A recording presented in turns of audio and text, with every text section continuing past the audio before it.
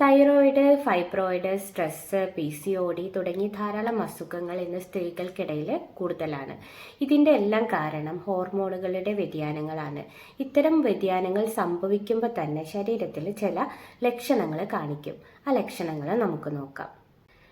ക്രമം തെറ്റിയുള്ള periods. Bleeding കൂടാം, അതുപോലെ തന്നെ കുറയാം. പീരീഡ്സ് നേരത്തെയാവാം, ഒരുപാട് വൈകിയാവാം, അതല്ലെങ്കിൽ വരാതിരിക്കാം. സ്ഥിരമായി ക്ഷീണം, എപ്പോഴും റെസ്റ്റ് എടുക്കാൻ തോന്നുക. വണ്ണത്തിൽ പെട്ടെന്ന് വരുന്ന വ്യത്യാസം, ചിലപ്പോൾ വണ്ണം കൂടാം, അതേപോലെ തന്നെ കുറയുകയും ചെയ്യാം. മൂഡ് സ്വിങ് വരാം. സന്തോഷം, സങ്കടം, ദേഷ്യം, വിഷമം, എല്ലാ സ്വഭാവവും മാറി മറിയും. എപ്പോഴാണ് ഏത് സ്വഭാവത്തിലാണ് എന്ന് പറയാൻ പറ്റാത്ത ഒരവസ്ഥ.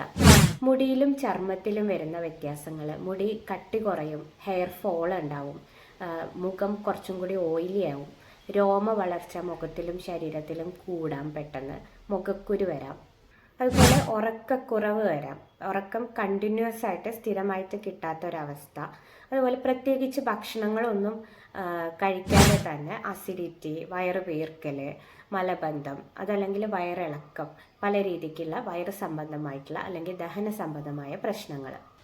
സെക്സിനോട് താല്പര്യമില്ലായ്മ, ഓർഗാസം സംഭവിക്കാൻ വൈകാം, ബ്രസ്റ്റ് പെയിൻ ഉണ്ടാവാം, എസ്പെഷ്യലി നമ്മളെ പീരീഡ്സിൻ്റെ മുന്നേ ആയിട്ട്. അതുപോലെ ഒരു മിന്നൽ പോലെയുള്ള ചൂട് ശരീരത്തിൽ വന്നു പോവുക, രാത്രി കാലങ്ങളിൽ വിയർപ്പ് കൂടുതലാവുക. ഇത്തരത്തിലുള്ള ഹോർമോണൽ വ്യതിയാനങ്ങൾ സംഭവിക്കുമ്പോൾ നേരത്തെ പറഞ്ഞ പോലെ വന്ധ്യതാ പ്രശ്നവും, അതല്ലെങ്കിൽ ഇടയ്ക്കിടെയുള്ള അബോഷനും, അതല്ലാണ്ട് ഫൈബ്രോയിഡ് പോലെയുള്ള അസുഖങ്ങൾ സംഭവിക്കാൻ സാധ്യതയുമുണ്ട്.